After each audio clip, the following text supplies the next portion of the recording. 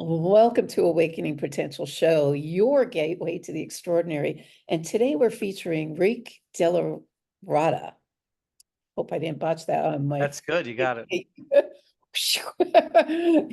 And Rick has mastered turning everyday moments into milestones of wisdom as an innovative philanthropist, an author. Rick is also paving the way of a path to peace through music. I love that. That so speaks to my soul for sure. And he's an internationally acclaimed jazz artist who actually does pave the way. And the list is pretty long, but perhaps through conversation, we can touch on a few more. And of course, all his information will be in the show notes afterwards. So Rick actually embodies the transformation from ordinary to extraordinary by making his beingness here the perfect way to delve into today's conversation. So a warm welcome to you, Rick DellaRatta. And DellaRatta, you got it. Yeah. Thank you so much for having me. Glad to be here. I think what throws me off is having that capital R in the middle of your name. It's so unusual to see that. You know what it is? It was really Della space Rada, but people would, because it from Italy, which really even goes back further to Spain. So I mean, I was on a podcast yesterday, and the woman was DellaRatta. They got into the whole thing, but she spoke, she was from Spain, she spoke Yeah. Spanish or whatever, or Italian people. But what I did, or somebody did, we kind of put the two together just because people would consider Della to be your middle name. They call you Rick Rada. You just don't know what kind of machinations they're going to mess up with that space. Right. So there really is a space, though. You're correct. I mean, in the, Okay. the really correct spelling from Italy. I like to honor you with the correct pronunciation, which I usually ask prior, but it just stuck me seeing the capital between. So I'm glad we cleared all that up. Yeah, well, you got it right, anyway, right from the beginning. So I didn't even have to correct you. You should hear some of the people's names. It's just like it's challenging, especially when you're dealing globally and you're not used to seeing or hearing people's names.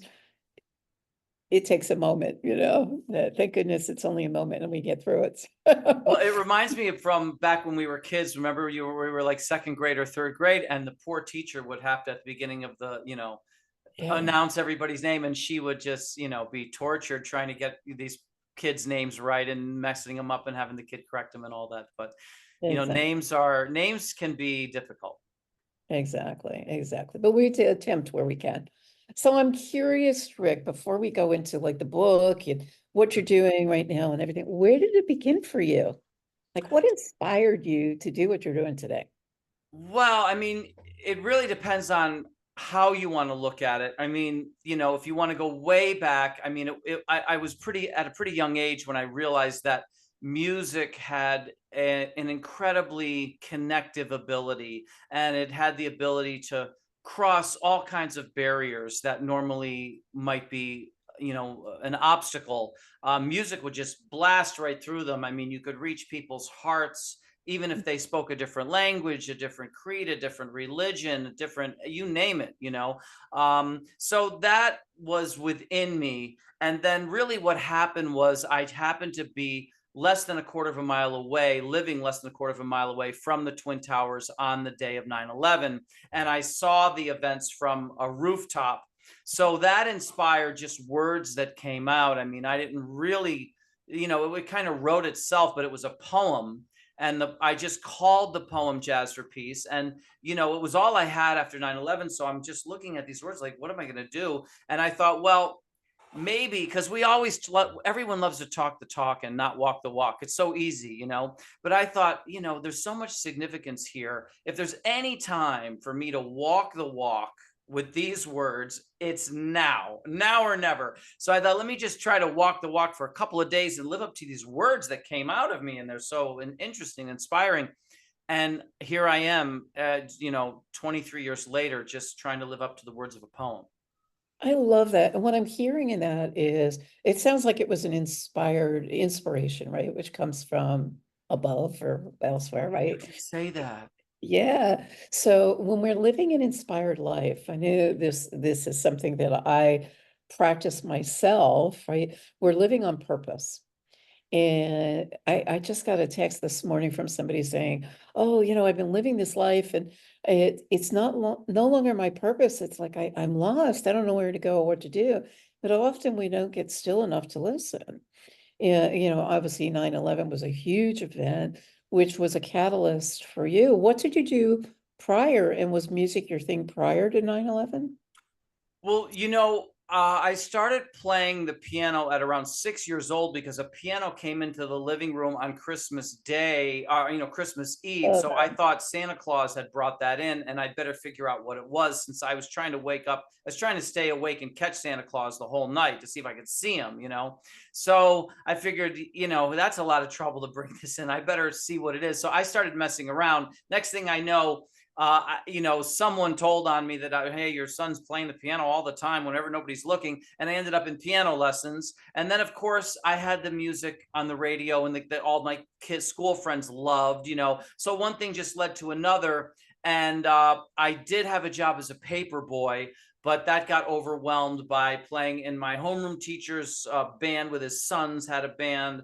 Another band with grown-ups that promised my mother they'd pick me up and bring me home and make sure I didn't, drink too much underage alcohol or whatever. And then my mother actually dumped the church organist job on me. So that was the end of my paper route career. And so I have been a musician ever since. I like that dumped. She dumped it on you, but you took it up, right? You made the Well, choice. I was trying to be who I said I was, and I did love music. I mean, I did notice that early on, and I didn't want to, nobody wants to disappoint their mother. So she could have said something. She could have said something worse than that, and I would have acquiesced. Right, exactly. I love your choice of words. But look, I'm willing to bet, right? It really inspired you on another level to do what you're doing today in some way, shape, or form without you really maybe being aware of it.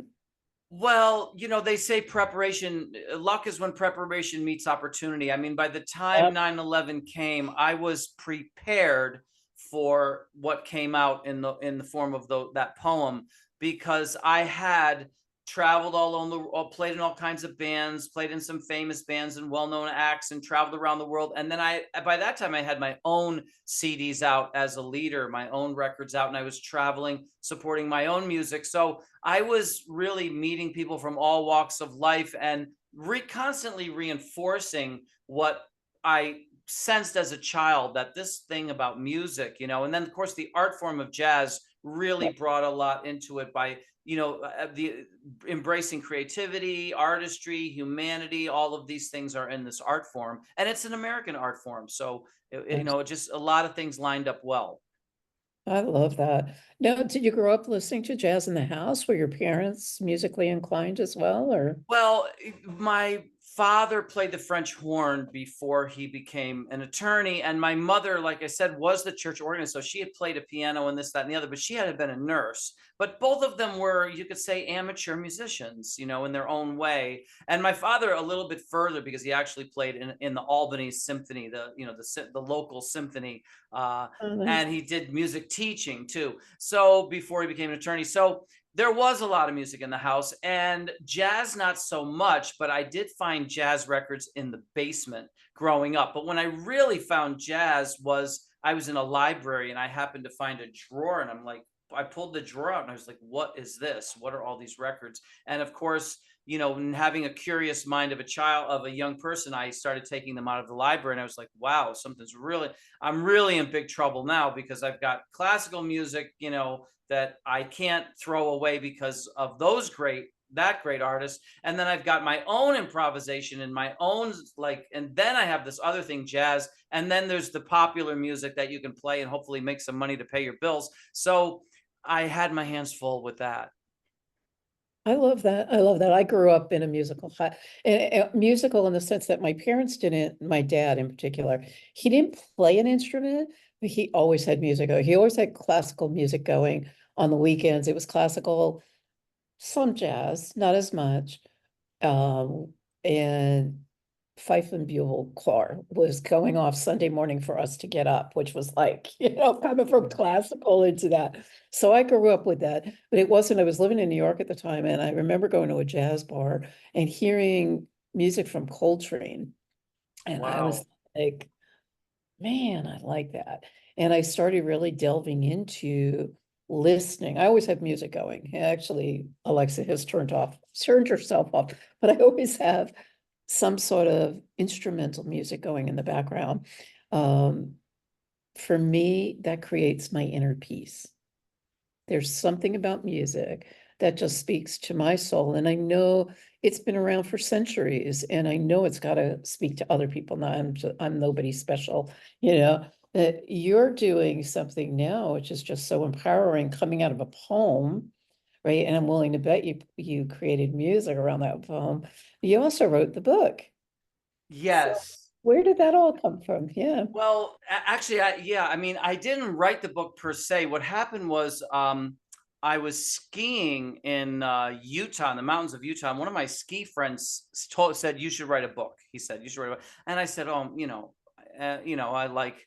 That's a lot I probably should, but that sounds like a lot. And he said, no, no, no, there's this thing, Chat GPT now, and you can, it'll like get information for you and gather that you should ask it questions to get you information. And then you can, parse it and figure it out, and you can assemble it. And might be a lot easier. He was touting that. So I contacted one of our volunteers who had written an article once, and the article was published on something called All About Jazz. And her article received, for some crazy reason, over 12,000 views. And articles on there if you get a few hundred, that's great.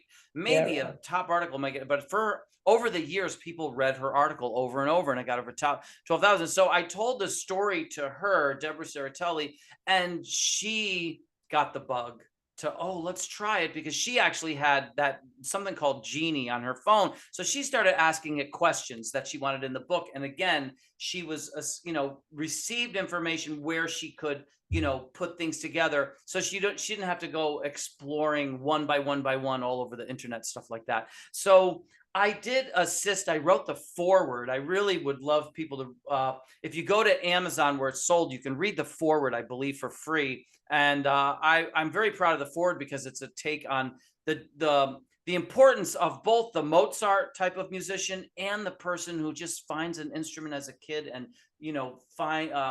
communicates with the universe through his music. So I did write that, but it's just a few pages, and I assisted to oversee some of the stuff. But she actually is the author, and we're just so proud of the book. I mean, it's a great book. Go ahead and tell us again, because you were sort of moving the Yeah, book it's around. called Paving the Path for Peace Through Music: The Amazing Story of Rick DellaRatta and Jazz for Peace. The author is Deborah R. Saratelli, and it's in different places, but for sure you can easily find it on Amazon. Just Yeah. maybe put Amazon Paving the Path for Peace Through Music, Rick DellaRatta, anything like that should get you to that book.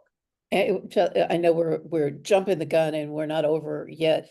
While you're talking about the book, and where you can get it on Amazon, and of course, all of your information is going to be in the show notes for the listening audience. But Great. you have a gift to go along with that book. Why don't you share now what it is? We do. I'm so glad. Thank you so much for telling me that. So, what we want to do for Awakening Potential is, any listeners, anyone who sees this podcast, whenever you see it, wherever you see it, I'm going to do something probably in a few minutes, or maybe now, or who knows. On this show, I do something called a free improvisation, where I literally create something that could never be done again, because I don't even know what I did. I mean, it's going to kind of I'm just going to kind of let the channel flow, and something's going to come out. And that's kind of the essence of what jazz is. And I'm going to do that for anyone who just sends us an email to info@jazzforpeace.org and mentions Awakening Potential. And I will record something and send it to you that is yours. And only it'll be completely unique, completely unique jazz improvisation. So, and you can get it could be the paperback, or it could just be the Kindle, which is, as you know, very cheap. So feel Go free. ahead, give us if you would again, Rick, the where they Email. purchase the email. What is it, Jazz? Yeah, Okay. so it's info, info, and then Okay. the at symbol, and then jazz for peace, which you see in the sign, JAZZFORPEACE.org. Just that simple generic email address. Okay. Just send an email to us. Let us know. You could just put the words awakening potential, and that's enough for us. We'll send you back a jazz improvisation. Beautiful. And I just captured it now. So I'll definitely put that into the show notes. And thank you for that. Now, I you love said you like John Coltrane, right? I do. That's amazing. Just so you know, I wrote the words to a John Coltrane classic called Lazy Bird. really. Yeah. Would you like me maybe to perform that? I mean, I don't know. I could do a Frank Sinatra. I could do whatever you want, but I love it all. I mean, and I'm sorry to say this out loud, I had the most incredible I had thousands of cassettes that I literally got rid of when cassettes went out, and I'm sorry because I didn't know if they could be converted into CDs. I'm aging myself, right? I had thousands because music was so important to me, thousands of CDs. But when I moved after my divorce, it was like I moved into this small place. It was like, where am I going to put them all? And Mhm. I gave it to my brother, and I'm so sorry I did because now it's like, granted everything's online, but I don't recall all the names of Right. all the artists that were my favorite. Coltrane was one of them, and there was a classic jazz guitar player. Um, Wes Montgomery or Charlie it'll Christian. It'll come to me, but whatever your heart desires, if you want to do a little Coltrane now and then by the end do a little improv, it would be Okay, I can do really something like appreciated. that. Sure. Yeah. Um, because we did get a request from a volunteer for this song "Come Fly with Me," a Frank Sinatra song. Thanks, But Matt. I'll do this because this is you'll only hear these words. I mean, no, most people don't know that I wrote the words to, and they just play it as an instrumental, so they don't even know that it has lyrics. So the song's called "Lazy Bird," and what I did is I wrote lyrics about a bird, but it's really a bird who everyone thinks is lazy, and that's because he only flies when he's inspired. So Mm, it's called Lazy Bird. love that. So, Thank you. oh, and I have to do this with the, this is very important on the Zoom. You have to click this when you play. Okay, let's see if we get something. I'm a lazy bird. I only fly when my soul is inspired. I'm a lazy bird, but I'm not scared when I dare to be heard. I wear my heart on my wing, outpours my soul when I sing.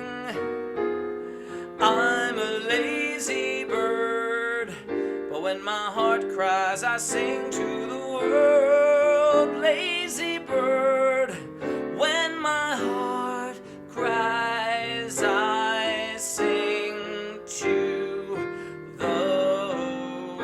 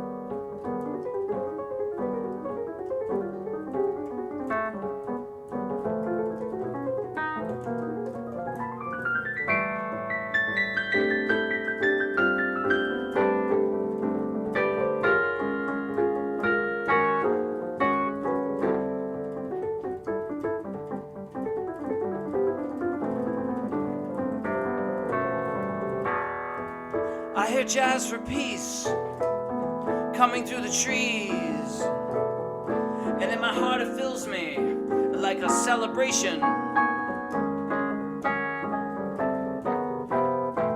I see the light and I want to follow, inspired by the past contributions of those that came before.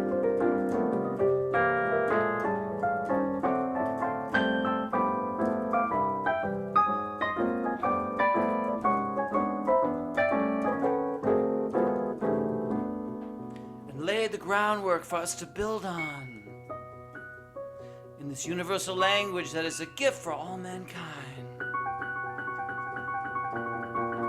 When we speak it, people are inspired by the creativity and artistry that stands for peace and love and humanity, an intelligence that leads to reaching potential that we have in our soul.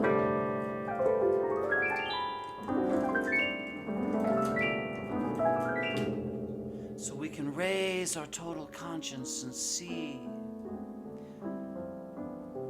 that the gift of giving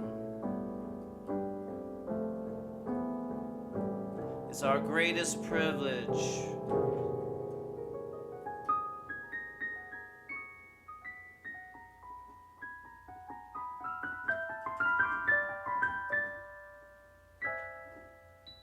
I hear jazz for peace. I love it. I've never been serenaded on my show before, so thank you. That's awesome. I love that. And I really get that so from your heart. It's interesting because I was going through, whenever I have a guest on the show, I'll look through their socials and I noticed you had done something on Coltrane. I am a Coltrane fan. So, as jazz, but you're inspiring me, and it's all about awakening potential, our show. And it's inspiring me since I've left New York. I'm missing the jazz bars. I used to go down the First, Second Avenue, down in the Village, and all the great jazz places. I can't even remember the names of it. I've been down in 40 years now. And we don't have that here. We had one place that was sort of like an impromptu. People would just show up and start playing. It was amazing because Where are you now? What I'm in city? I'm in Sarasota, Florida. Oh, Sarasota, Florida. They Yeah. used to have a little jazz place in Sarasota, Florida. I actually played at it. Somewhere in here might even still be a poster from that. But I did play at a jazz place in Sarasota, but it was kind of these local guys kind of set it up. Yes, that's exactly it. And it was right by the movie theater off of Main. And the then, guy was so cool that ran it. yes, he was amazing. Well, Yes. that closed because of COVID. And I haven't really looked for it again, but you're now inspiring me to start looking. So thank you for the inspiration. Yeah, and in all honesty, we can bring a jazz night to Saratoga with Jazz for Peace. I mean, we've done it, that's what we do. We help outstanding causes. We've raised funds for over 850 of the world's most outstanding causes. And I've been to Florida countless times to do this. But I mean, I've been there as just a jazz musician and all that, but I've been there many times with Jazz for Peace to come down and help an outstanding cause. And basically, what you can do, and you can use your podcast to do it, just show an outstanding cause this podcast and ask them to go to, there's a site just for entrepreneurs. It's such a cool site. And they contact me and they send me questions and they say, Rick, we want you to answer this in 100 words, because it's so simple. So they ask me these amazing questions. And if you go to enterprisezone.cc, I don't know why, but that's enterprisezone.cc. And you just type in the search Rick DellaRatta. You'll see maybe the first question that comes up, the most recent one. And it basically is, what kind of causes do you feel the strongest in supporting, blah, blah, blah. And basically my answer is the ones that follow easy steps. And I tell people, listen, a lot of people, they contact a foundation and they just say, we just send us a check. We just want the money, blah, blah. No, foundations have guidelines. So I say the ones that follow our easy guidelines. Over 850 of the world's most greatest causes know this, and they follow our easy guidelines. And that's all anyone in Sarasota would ever need to do. And Oh, boom, I'm down there, and we'll get all your yeah. friends and we'll have a great jazz night. Yeah, I would love that. We used to, we used to have a place here and it was one of my cafe in the park here in Sarasota. And every Friday night, they would have just people show up. They would Mhm. schedule the artists. So there were different venues. You never Right. knew if it was going to be bluegrass or jazz or whatever it was. Right. Incredible talent tree. They just closed a month ago, and I'm like, you know, Right. I'm So this is maybe the timing oh, is good here to inspire a yes. world-class cultural event in Sarasota, because, my mother was from Punta Gorda. Yeah, So that's so I cool. used to go there a lot as kids. I know that whole Punta Gorda, Fort Myers, that whole region. We sometimes we'd fly into Sarasota, so I know Sarasota very well. But yeah, we could do. And when I get down there, I will tell whoever I need to talk to, hey, you've got to get something. You've got to revitalize this. Don't let a place close and not open something else. See if we can get this going Exactly. back going. Well, let's talk offline and see what we can create. I'm a creative, I do creative problem solving as well for a living. And I would love to solve that one because Sarasota is known and it's really on the map, known for its holistic health and well-being. It's Right. known for its art, Right. big time True. art. True. There's a culture here that, we've gotten discovered. It's become a city. When I got down here 40 years ago from New York, it was culture shock because I was coming from all the great food and all the music and all everything to a two-lane, two-light town. And I was like, I don't know about this, but it's home Right. now. I've been down here for so long. Yeah. So it would be awesome because we have theater and such, and I have people who are in touch with that, and we can create something. And I am all about inspiring, awakening potential down here again. It'd be awesome. Yeah, I think it'll be great. I think it'll be a wonderful evening, really, and I think it'll just get a lot of people, so something for a lot of people to remember. I really do. Oh, that is It'll amazing. be part, by the way, it'll be part of a new program that Jazz for Peace is launching, and it's called our Zero to One program. And what this is, it's really simple. We've taken a look now after 23 years. We see that war is funded at 100%. You know what I mean? You Yeah, see it all the time, billions and billions of dollars. Peace is funded at 0%. yeah. Why can't we take peace up to 1% funding and war down to 99? Even the most biggest warmonger in the world is not arguing with me. And I mean the entire world. So I mean everybody participates in this. Let's get peace funded at 1%. Let's go from 0 to 1. And when I help an outstanding cause in Saratoga, that counts as part of that journey.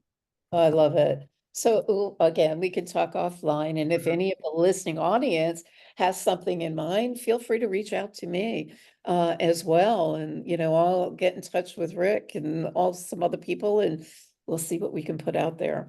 Uh, Rick, this has been amazing. Before we go, what would you tell the listening audience? Somebody who is inspired by music and maybe wants to play or has never really picked it up, and they're saying someday, one day I might do this, or they do play, but they don't feel they're good enough.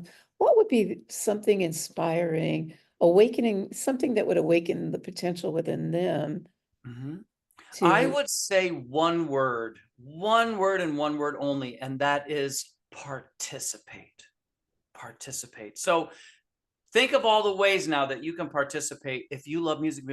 Here's one way you can be part of an audience. I mean, musicians need we if everybody wanted to be on the stage, we'd be in big trouble. There'd be no room and there'd be nobody to play to. So you can be a part of an audience, but even in a bigger way, you can be a part of music that inspires and transforms people and helps outstanding causes. Just with Jazz for Peace, you can show what we do to an outstanding cause. You can contact Jazz for Peace and help us find people to fund. It could be a school in your area. It could be anything, musical education. And you can also be part of our instrument donation program that helps children and adults to make sure that everyone is armed with a peaceful musical instrument. So in other words, there are so many ways that you can participate. And I would suggest to anybody, don't put off studying music and playing music if you have that little bug inside you, because it can be such a meditational Absolutely. thing. It gives you like this time out and this little break, and you can go this little break. It's almost like meditation and yoga and things like that. And just that spiritual time out can make such a big difference in your life. Exactly. I agree with you. Well, thank you so much, Rick DellaRatta, for your contributions today and playing. If you'd like to do a little outro I'll song, throw a little thing, intro. play you out. Yeah, I'll play you out. This is I get these. The reason I'm actually in front of an electric piano is because some people wrote in and they're like, "Oh, that's so nice. You played the piano." I said, "What do you mean I played this?" Well, we only saw you play an electric piano because I played it when you played in Nigeria. There was no piano or whatever. So I'm playing a few things just for those people. And one of them said, "Could you play this song?" I must have played it on a show and somebody liked it. It's called "Come Fly with Me," Frank Sinatra.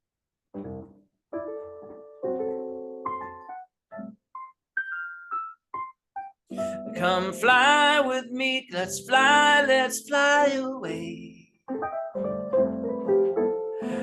If you can use some exotic booze, there's a bar in far Bombay. Come fly with me, let's fly away. Come fly with me, let's float down to Peru. In Llama Land, there's a one-man band, and he'll do this flute for you. Come fly with me, let's take off in the blue. When I get you up there, where there is rarefied, we'll just slide starry-eyed. And I get you up there, I'll be holding you so near. You can hear me just shiver, 'cause we're together weather-wise. It's such a lovely day. Come play the wood and we'll beat those birds down Acapulco Bay. Is certain for a flying honeymoon, they say. So come fly with me. Come fly with me, let's fly away.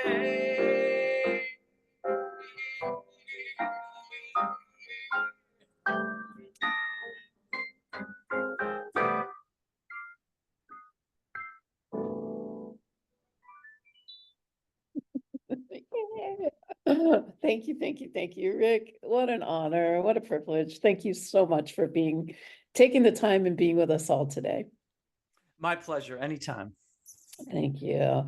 And for our listening audience, thank you so much for joining us on the Awakening Potential Show. And as you step back into your world, remember the bridge from ordinary to extraordinary is built with small steps of change and big leaps of faith. So as you're Rick being the guiding light to navigate your journey today, let's take some of his insights to heart. And if there's anything that you would like to contribute, feel free. The information will be in the show notes. Reach out to either one of us and check out his book for sure.